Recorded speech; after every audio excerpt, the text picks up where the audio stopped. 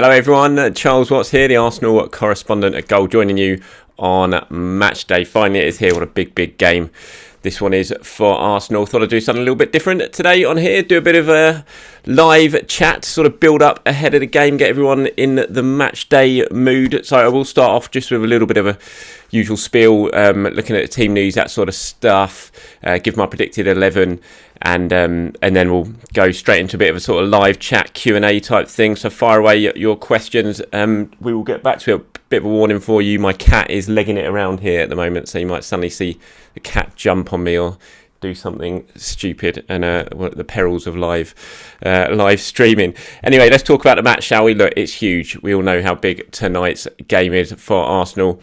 Certainly the biggest game of the season, given how, well, let's face it, how dreadful it's been on in the Premier League this season. It all rests basically on this one now. It's looking unlikely Arsenal are going to certainly get top 4. It looks unlikely they're probably going to get top 6 in the Premier League. So if they want to get back into Europe next season, they're going to have to win the Europa League and qualify for the Champions League. He knows how big it is. We all know how big it is. He was asked last night, he said, look, it's huge because the club has to be represented in Europe 100% and ideally, obviously, in the Champions League. The thing is that the competition in the league now is so big that a few teams have taken this for granted for many years, including Arsenal, and it's not the case anymore. So now the Europa League becomes a huge competition, and if you see how the competition has evolved in the last 4 or 5 years with the teams that are involved, you would say it's another Champions League competition, even if people don't treat it that way. For us, it's vital. We want to carry on playing in the competition. It's an opportunity to win a trophy, and we're going to go for it. When he was asked if it's important that Arsenal are in Europe, he said yes, absolutely. And now we know that we know how important European football is for Arsenal, not just for the prestige, but for the financial well-being of the club, especially at the moment, given the finances and the difficulties brought on by the pandemic. Arsenal need to be playing European football next season, and this looks like the best way of doing it. 1-1 after the first leg. Should have put the tie to bed in Rome. We know that. They had the chances, they missed them, gave away a penalty, and in the end were pretty fortunate to get a 1-1 draw. But it was certainly a game they look back on with a big regret. They should have won that one. They should have won it comfortably and pretty much had this tie put to bed. They didn't, and now it's all to play for. And given what happened last year at this stage against Olympiacos, we kind of know, anything can happen now, and Arsenal need to make sure that there's no room for error tonight. Just talk a little bit, and I know you're firing your questions away there. I'm not ignoring you. I will start answering questions at the end of this. I just wanted to talk about the match a little bit more, so please don't think I'm ignoring you or anything like that. We will get to questions at the end of this. I just wanted to talk about the sort of key decisions for Arteta ahead of this game. Looking at it, we'll start with Thomas Partey. He has travelled over to Greece. Thomas Partey's back fit, thank the Lord, but we've said that a few times this season, and each time he's broken down. And my personal opinion is that although Arteta will probably be tempted to start him tonight, given how important he is and how big a player he is, you've got to take all the care in the world of Thomas Partey now. There's no point risking him. Now that he's back fit, we need him to stay fit until the end of the season. Absolutely no more breakdowns. So you don't want to take any risks. So he's been out for a while. He hasn't played since the Villa game. You don't throw him straight back into the starting 11 tonight, or I wouldn't anyway.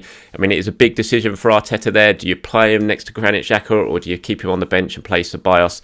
As I said, personally, I think you don't rush Partey back. You make everything clear with the medical staff first before deciding to start Thomas Partey, because the last thing Arsenal need now is for him to pick up another injury after coming back. It's happened too many times this season, and now they need to make sure he is fit. So that's one of the big decisions for Arteta. I also think, who plays at number 10? Do you stick with Martin Odegaard at number 10 and have Smith Rowe on the left, or do you move Smith Rowe back into the number 10, potentially play Pepe on the left, or even Aubameyang? And if you play Aubameyang, then you can play Lacazette as a central striker.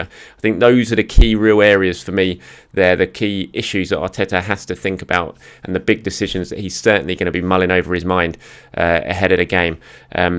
Very interesting to see what he does at number 10 with Odegaard or Smith Rowe. Odegaard really struggled against Man City. I'm not having a go at him for that. I thought it was great in the last couple of games.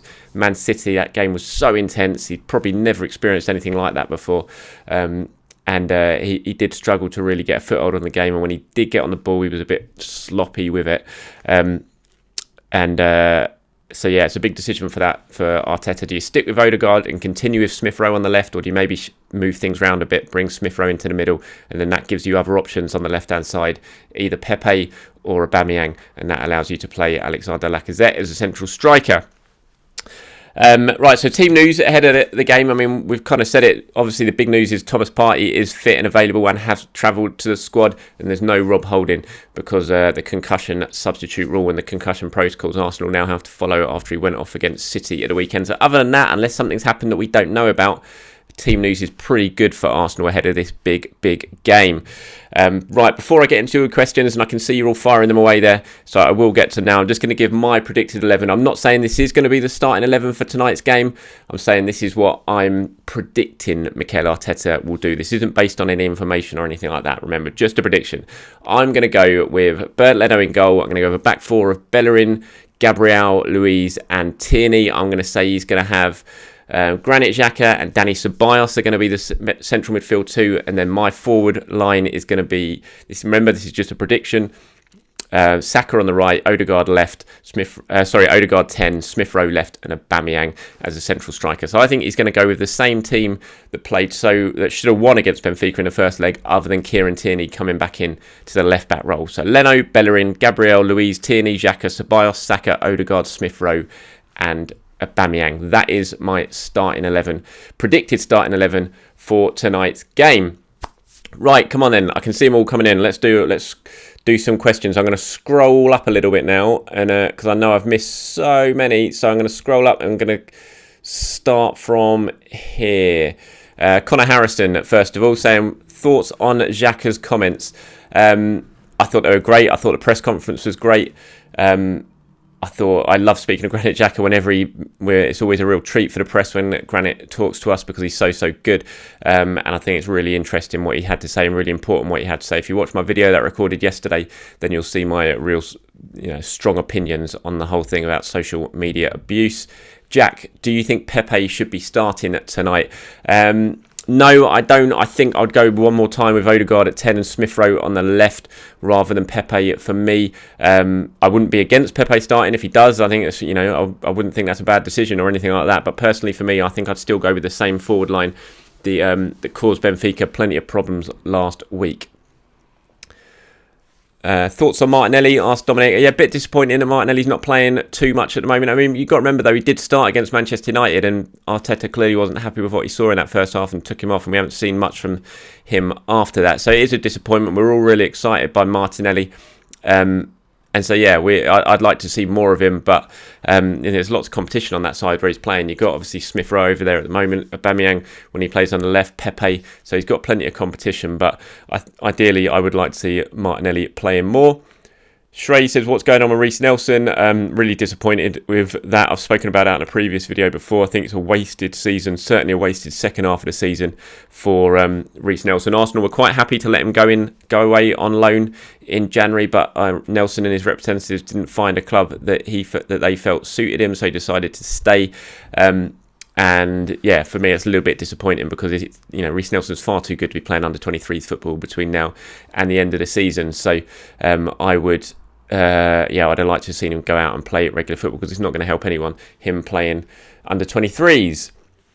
Mo Hit sent thoughts on the Luiz Tierney incident. I think there's nothing in it whatsoever. It's just a training ground thing, intensity level on a rondo. Someone a little bit disappointed and nothing. I mean, it's a nothing incident, absolutely nothing. There's no issue in it whatsoever. It happens 8 million times in a training session throughout a year, I imagine. It's me saying Arteta is the worst manager in Arsenal history. Got to absolutely disagree with you. No, he's not for me. Very says situation for Arteta if they lose today. Look, it's going to be under pressure, no doubt about it. But I still think, from what I understand, this is a long-term project for Arsenal. I don't think Arteta's going to be in under too much pressure if he loses tonight. Obviously, he's going to have to deal with it if he will, and there will be certainly question marks asked because it's been such a disappointing season in the league. But I still think Arsenal are looking at the long term with Arteta.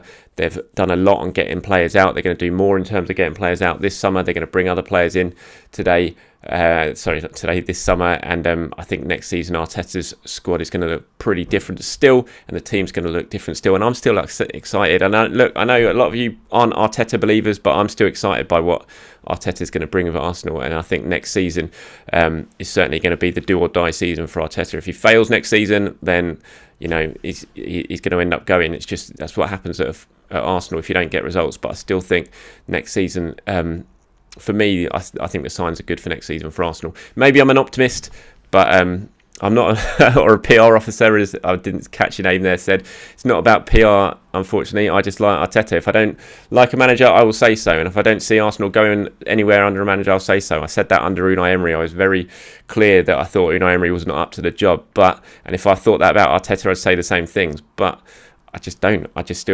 People I speak to at Arsenal, players I speak to, I know how much they believe in Arteta and his and what he's trying to do there, but it's just going to take a little bit of time, unfortunately. And I know that's annoying for a lot of fans to hear, because patience is not the word.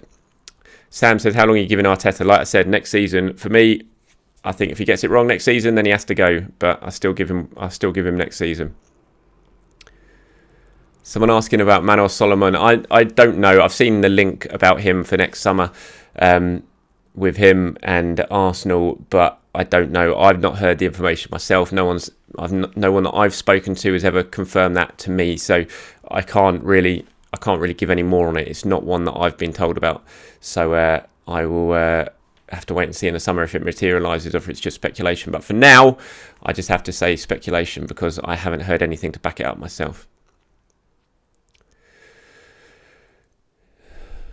Emi Buendia, says Alistair. Our player Arsenal like? Absolutely. They've been watching him for an awful long time.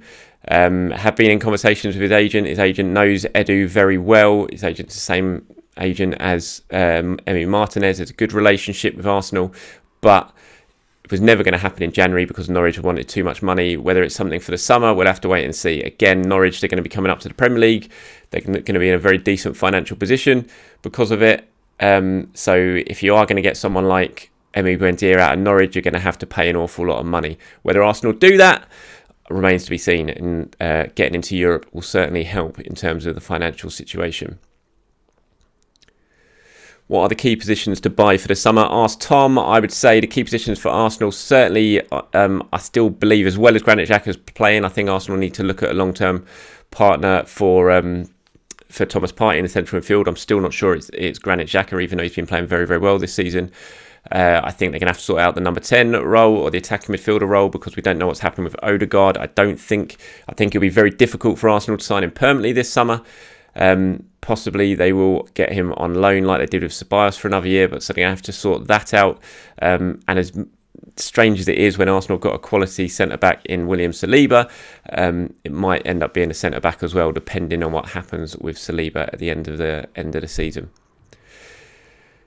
Actually, right back. Someone's just popped up there with Bellerin. I think this might be the summer that Arsenal decide to move Bellerin on. I think he will be quite happy to go this summer, and it might well be an option if a decent bid. But it have to be a decent bid. They're not going to give him away for cheap. But if a decent bid came in for Bellerin, then possibly it's an option that Arsenal will look at in the summer and look to shake things up. I think when you compare Bellerin to Tierney and what the two bring on either side, it's pretty obvious where Arsenal are stronger, and it's down the left and not down the right. So I think if Arsenal want to become really, really strong at the fullbacks areas, and I know that Mikel Arteta does, then you're going to want to get a similar sort of style fullback to Kieran Tierney playing on the opposite flank. Someone asked if Chambers could start tonight. No, Chambers won't start tonight. Although yesterday Mikel did speak very highly of Callum Chambers, saying he's absolutely ready to play again now, but he won't start tonight. I didn't see you name that one, saying thoughts on Lamptey. I like Lamptey. Every time I've seen him, he's exciting. Bombs forward, bags of energy. Still a lot to learn, still young, still inexperienced, but he's certainly one of the sort of players that you imagine Arsenal are going to be looking at if they do look to move Bellerin on and replace him with someone else. Nathaniel saying, will Pepe start? Don't think he will tonight, unfortunately, for Pepe fans. Thoughts on Auba's form? Minty Green. Bad week for Auba, but look, I'm not going to sit here and have a go at Auba. A week before, he just scored a hat-trick, and all was good in the world of Auba again. He's had a difficult week with those misses against Benfica. He had a tough game against Man City, but everyone had a tough game against Man City. It was really difficult. I still fancy Auba tonight if the chances fall his way, and I still fancy Auba tonight to get the goals that send Arsenal's through. Dominic, would you sell Chambers? It's certainly an option, yeah.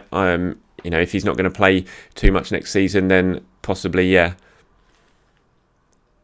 It's going to be interesting to see how much money Arsenal can raise from sales in the summer, because it's going to be really important for Arsenal. There's not too much money available. Kroenke, as always, isn't going to put his own money in his hand in his pocket, because he never does. So it's going to be interesting. You look at Ainsley, you look at Reece, Eddie, even. There's plenty of sellable. Joe Willock. There's some real money available there to be got if you sell well, which is something Arsenal haven't done very well for a long, long time, is selling well. But they've got an opportunity this summer. If the players aren't going to play, then you look at selling, and you've got to raise a decent amount of cash for Arteta and Eddie to be able to use. Thoughts on Even Tony? Very good player, taking the Championship by storm this season. Wouldn't be surprised if Brentford don't come up, that it'll be a Premier League player next season. Whether that will be at Arsenal, I'm not so sure. But he's a very good player. I really like... what's his name? I've forgotten his name now. Former Brentford player. Come on, someone remind me. Former Brentford player. Scored 3 goals against Arsenal this season for Aston Villa. Ollie Watkins. Really like Ollie Watkins. Massive Arsenal fan as well. You sort of look at that business that Villa did there, getting him. Quality player, I think. Does not stop working. Going to get better and better over the next couple of years. They're the sort of signings for me that Arsenal need to start looking at now, because they're not going to be able to afford to buy the top ready-made talent in Europe. So they're going to need to start finding some decent signings in the transfer window, potentially from the lower leagues, because we've seen already in the Championship there's very, very good players in the Championship.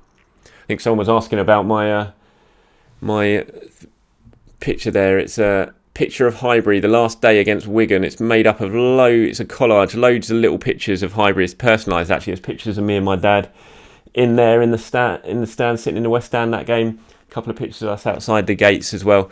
I can't actually remember where I got it from. I got it years ago. I got it. It must have been. I'm not sure. It was straight after the final game. It might have been 2007. I think it was when Arsenal played. It was around the time Arsenal beat AC Milan 1-0 when Cesc and Adebayor scored at the San Siro. Sorry, the 2-0 win over there. I think it was about then that I got it, but I can't remember where I got it from. I'd have to look. Someone asking, do you think Arsenal could sign Grealish? Come on, Arsenal. It's just not going to be able to happen. As much as I love Arsenal to sign Jack Grealish, how much money is he going to cost? Just sign a new long-term deal at Aston Villa. Their captain, you're looking £100 million plus for Jack Grealish. And Arsenal, without being in the Champions League, even with being in the Champions League, they're just not going to spend that money. You can't imagine it at all. And so I think, look, as much as I would love him, I think it is it's just a bit of a pipe dream if you're really thinking Arsenal are going to sign Jack Grealish this summer. People asking about Partey's injury problems, what my thoughts are on it. Look, I think it's a shame. I think he has probably never really recovered from that first one that he got against Aston Villa. Then he got rushed back against Tottenham, aggravated it again. He's come back and he's now struggling. He's not played much football. He's struggling. He's never played in the Premier League. The pace and intensity of it's probably causing him a bit by surprise.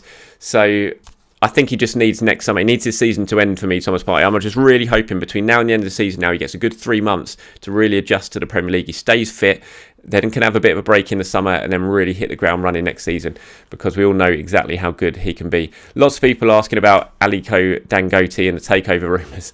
As far as I'm aware on Dangote, look, I know he likes to talk about what he's going to do about Arsenal. He's been saying for God knows how long that he'll launch a bid to buy it whenever his refinery or whatever it is he's building is going to be built. Well, he seems to be saying that for years and years and years. It never seems to change. And just look, I think he could offer whatever and Stan Kroenke is not going to sell. I'd be stunned Stan Kroenke sells. He never sells anything that he buys. Arsenal's an absolute cash cow for him. He's just been sitting there. His investment is just going through the roof, even with poor performances in the league and stuff. He's still made an absolute mint on what he invested in the club. And I'll be really surprised. I wouldn't be against it. Stan Kroenke selling. I'm not saying to Dangote, but to selling to anyone. But I'd just be really, really surprised if it happens.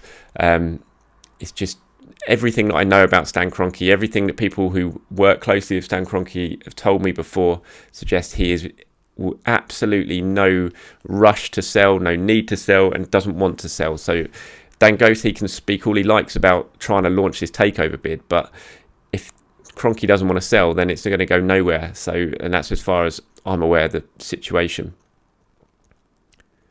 Do you think we'll see Arsenal win the league again? Of course we will, Matthew. It will happen. Absolutely, it will happen. This club's too big not for that not to happen. It just needs someone to get it right. And it's difficult now in this new modern super club world and the money on offer. It's very, very difficult. But still, I'm utterly convinced that one day we'll see Arsenal back at the top of English football.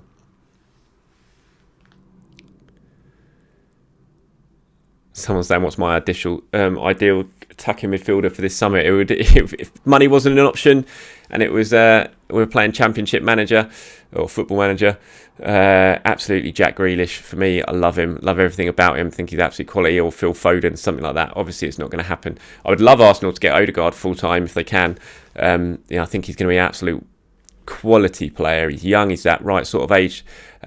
So I think it'd be great. But I also absolutely love Smith Rowe. So I'm not convinced that Arsenal really need one. I think maybe if they're going to do something, you play Smith Rowe full time at number 10 and look at improving on the left hand side. If you do that, as much as I think Pepe is decent and has done all right, I just haven't seen the consistency from Pepe to suggest he can play there all the time and really produce. I think if Arsenal do want to improve somewhere in the attacking areas this summer, it's potentially not at number 10, because I think Smith Rowe can do that job and he's only going to get better and better. It's maybe more that you find yourself a new left winger. I'm going to do this for a few more minutes, guys, and then I have to go because it is it's lunchtime and I'm absolutely starving. I need to start getting myself sorted for later on today. Ahmed saying, who do we play if we go through next round? We don't know yet. Not sure. We'll have to wait and see. Let's worry about that after tonight, shall we? People asking for my predicted lineup. If you didn't see it earlier on in this video, my predicted lineup for tonight is Leno, Bellerin, Louise, Gabriel, Tierney, Xhaka, Ceballos, Saka, Odegaard, Smith Rowe and Aubameyang. Scrolling down because I can see someone's been saying the same things. Charles, Arsenal needs to win 9 games and draw 3 out of the remaining 13 games to match Wenger's worst season. How do you justify this as progress? Arteta out. I'm not justifying it as progress at all. It's been a terrible season. I think we all know it's been a terrible season, and if tonight goes wrong, then that's been an absolute disaster of a season. So I'm not justifying it at all. I'm just saying that I still, and maybe it's the optimist in me, and maybe I'm believing too much what I'm hearing from people at Arsenal in terms of how good Arteta is and how the players love what Arteta's doing. I still think next season can be very, very good under Mikel Arteta.